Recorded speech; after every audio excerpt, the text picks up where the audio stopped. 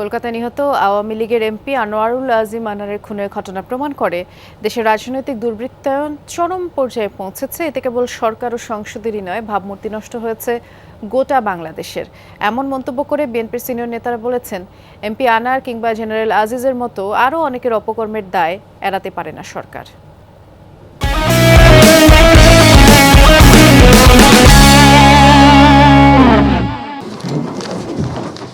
ঝিনাইদহ ৪ আসনের এমপি আনোয়ারুল আজিম আনারের খুনের ঘটনা এখন টক অব দ্য কান্ট্রি।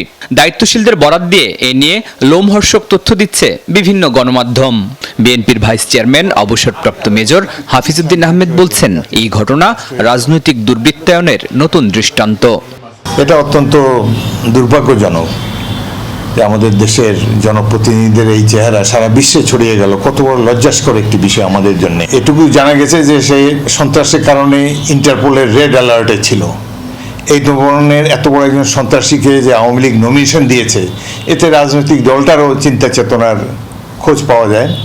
সকালে নয়াপল্টনে বিএনপির কেন্দ্রীয় কার্যালয়ে সংবাদ সম্মেলন করেন দলের সিনিয়র যুগ্ম মহাসচিব রুহুল কবির রিজভী। অভিযোগ করেন, ক্ষমতাসীনদের ছত্রছায়ায় নানা অপকর্ম করছে রাষ্ট্রের দায়িত্বশীল ব্যক্তিরা। জেনারেল আজিজের অপকর্মের দায় শেখ হাসিনা সহ ডামি আওয়ামী সরকারের।